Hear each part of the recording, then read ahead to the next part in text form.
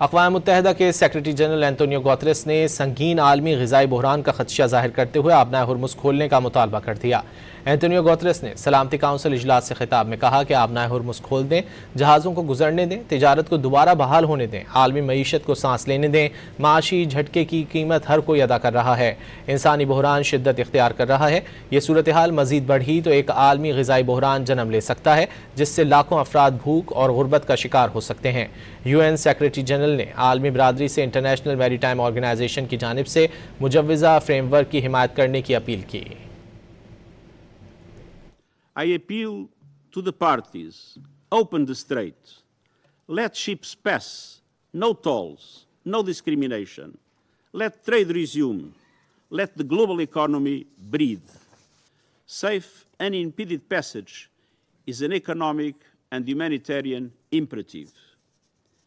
The economic shock has been immediate and everyone is paying the price.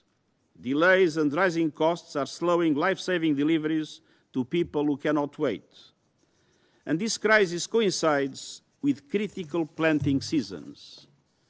Prolonged disruption risks triggering a global food emergency, pushing millions, especially in Africa and South Asia, into hunger and poverty.